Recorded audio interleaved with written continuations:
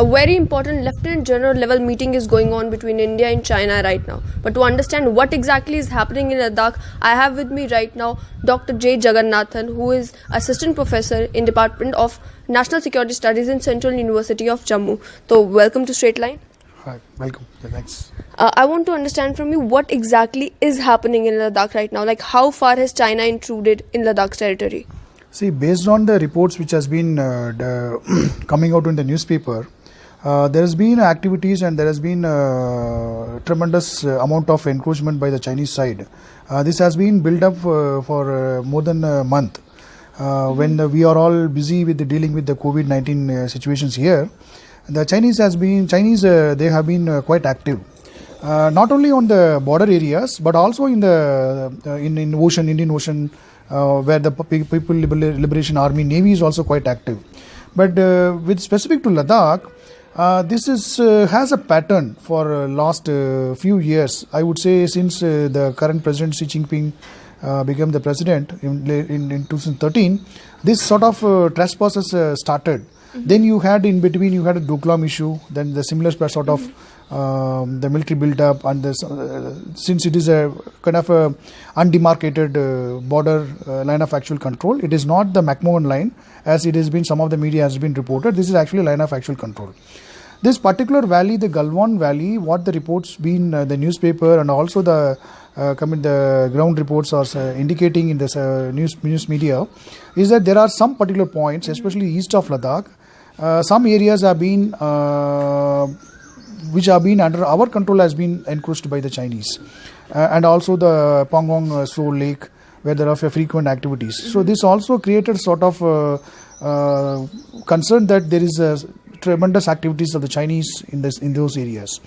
Although it has been reported, but we were like quite sort of understanding that this has been the regular routine. Whenever they come for the patrolling and they cross and come for forward areas up to the Indian market, the line where we used to control the border lines. Then after that they go back. This has been the trend. And when the winter approaches, they will retreat. They will go back. And if you look at the data in the last year and the previous years, I have been following this border LAC and LOC for last quite more than 6 years. And this has been the incident. It starts in the May or June, and it will continue till September. Then after that there will be a thaw, and they will go back, and there will be localized military commanders to commanders talk. Then everything will settle down. But to this time, this became a little bit more aggressive. Given the skirmishes or the sort of scuffle happened between the two armies. That was the first initially reported. And also the other factor is the August 5 development. When we have had this the State Reorganization Act, and what changes has that brought in the strategic thinking of the Chinese army as soon as Ladakh was also made into a separate union territory? Has that helped the Chinese strategy, or has that helped us? See, it has been it is a political decision. The State Reorganization Act and creating a separate union territory and giving union territory to status to the Ladakh, it's a political decision, and it has been over long due also. But the interesting thing is, when the Reorganization Act was presented in the Parliament, where the Home Minister has made a statement saying that we will give our life to safeguard, even to get back the Akshay chain. So that seems to have gone down differently with the Chinese strategics or those who are watching India and the strategic things. So since then, it has been there has been discussion. In fact, we also conducted some of the discussions where we also started thinking and what will be the status of the LAC based on this Reorganization Act. So this is added factor for the Chinese to more aggressive. Perhaps they wanted. This is one sort of hypothesis. Perhaps they wanted to test the water, that to what extent that India can respond if you provoke here. And this particular eastern Ladakh, there are reports says there are area marked like finger 5, finger 4, and finger 8. Although there is no official communication that saying that this much area been encroached or occupied, the Chinese troops are stationed here, but this is all open source facts. But this actually indicates that there is a sort of a design and planned action by the Chinese, unlike the previous episode. Do you think there was an intelligence failure as well, that the Chinese troops gathered and we didn't know about it? See, we can't think about it, and also I can't comment on that, because I don't think so there will be a lapse of intelligence failure. It is too early to comment on that unless until we see, because we don't know what sort of intelligence have communicated there. But the point is not the intelligence lapse or something like that, but the point is that there is an attempt by the Chinese to change the status quo. And now it is our response which is awaited. So I see as a strategic, from the strategic point of view, strategic studies point of view, I see there is a multi-layer response. So I think this is a welcome step. The senior officer, that he's a corps commander, 14 corps commander, Lieutenant General Harinder Singh. I think this level of talk would ease the tension. I think there will be an understanding that the Chinese would also respect the status quo and retreat. This is what I feel. But if that doesn't happen, in a hypothetical situation, if that doesn't happen, then the matter will be dealt through diplomatic options. Then we have diplomatic options. If the diplomatic options fails, suppose because we have a kind of a different challenging relationship with China. And we see in our India-China relationship for the last 4-5 years, there is a sort of a new pattern emerging. You saw the Wuhan spirit, Wuhan meet. Now they had a Chennai Connect, and 2015 or 16, Xi Jinping visited Ahmedabad soon after Modi became a prime minister. So these all indicates there is a personal sort of bonding which were being attempted by our side. But given these sort of developments, it is under now questionable that to what extent these sort of informal summit would help to have a better this mechanism would, because this mechanism seems to be ineffective in dealing with crisis, because otherwise there should have been a one phone call by the PMO office or some authority would have resolved that issue. This is the point. Then the last question comes that why China is doing it now. Then I will address your question about whether the Reorganization Act declaring the Ladakh as a union territory has strategically helped us. See, there are multiple narratives why China is doing it, but what I say is that now the China is under tremendous pressure from the international community. The post-Wuhan virus, I would say Wuhan virus, because the virus has come from Wuhan. So the image has totally damaged, and the Belt and Road Initiative, which is the brainchild of Xi Jinping, it's a pet project of Xi Jinping, and that also sets China into a global level. That is also under now. It is also, the image is also damaged, and they have invested in all the disputed areas like Gilgit-Baltistan, the CPEC, China-Pakistan Economic Corridor. So if you see from that perspective, I think that China is also under which I am not going to delve deeply. There must be some domestic pressure within the Chinese political party or in the domestic. So they wanted to sort of divert the attention or to focus, to rake up these issues like borders and South China Sea, all these things. That is one proposition. But our question is not to why China is doing it, but the question is that how we should respond to it. If the China, so that the Chinese should not repeat again. So I expect that there should be a measured response to the Chinese act. I hope we will wait for this outcome of the military meeting. Some sense would prevail, and I think they will retreat and go back and maintain the status quo. The second point, there has been a misunderstanding, maybe perhaps this could be the China-Pakistan nexus, that ever since this August 5 Reorganization Act, we brought and declared the Ladakh as a union territory.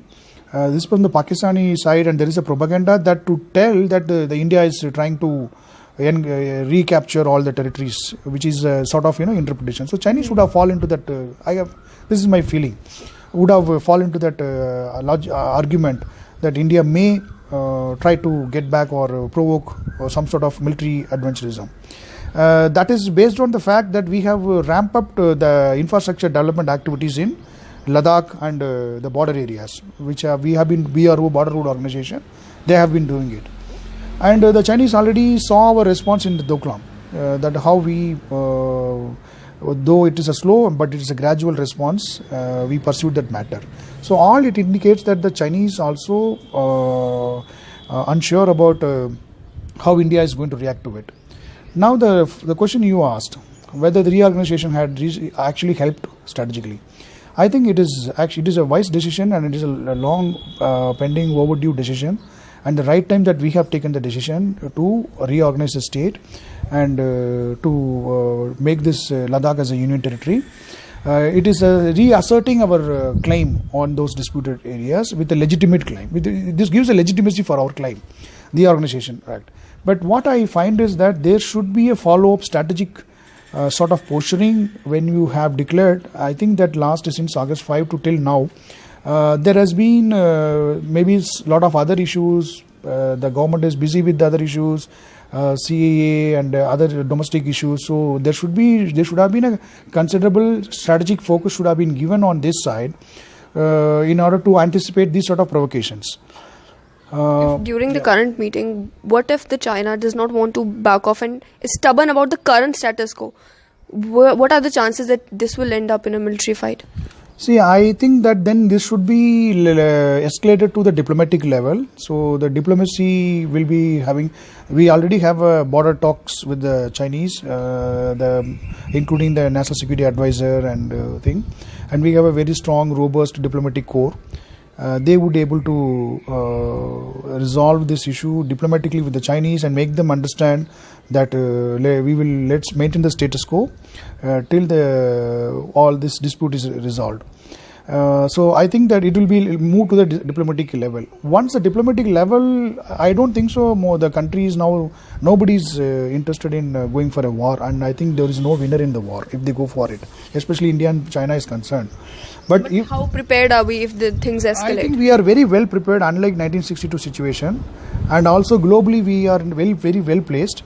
In terms of diplomatic, we will definitely have international community support. Given the Chinese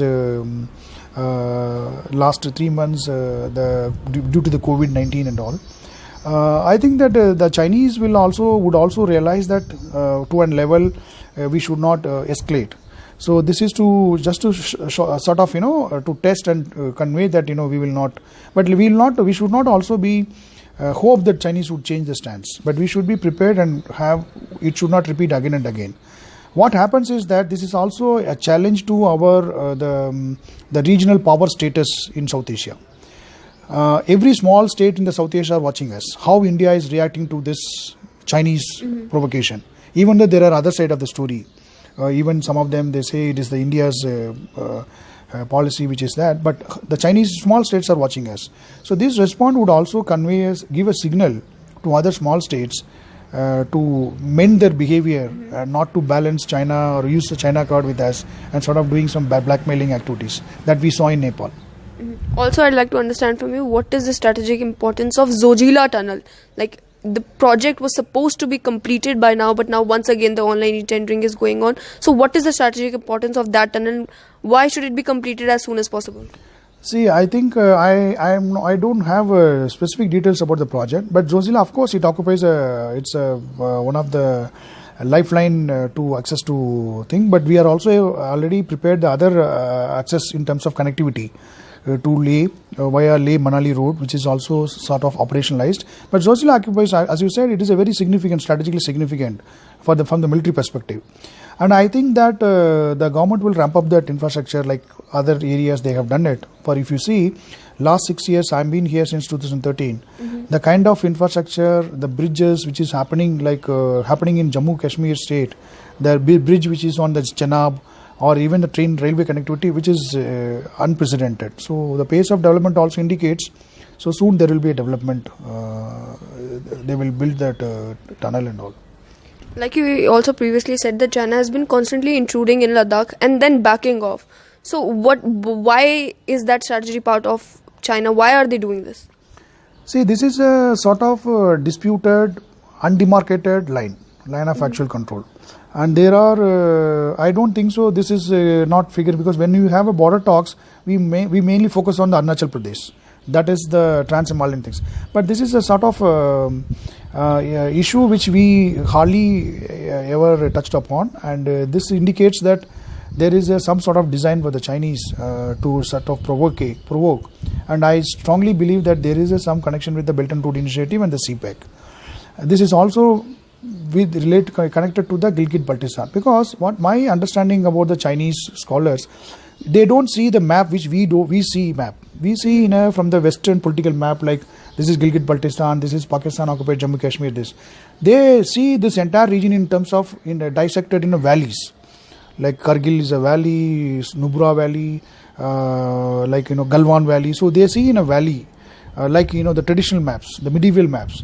So their understanding of the boundaries and all, it's quite different from the British, which we are used to it and we were taught. So that is how they even in their language they give it different names. They call it in a different names. They don't call it the terminology which we use. Mm-hmm. So from that point of view, I think this aggression is sort of a big sort of unexpected and also unwarranted in the India-China relationship. Given the latest Chennai Connect, there was a hope. Even the people also very much close to the Chinese people, the way the Chinese president was received in Chennai, and the kind of euphoria which was created. But I have a feeling that this one issue should not affect our overall relationship, and that depends on the outcome of the talk today, the Lieutenant General meeting with the Chinese PLA meeting. Alright, thank you so much, Dr. Jagannath, for talking to us. So this was all about what is happening in Ladakh and how China is constantly trying to intrude into Indian territory and then backing off. It all depends on what happens in the Lieutenant General meeting today.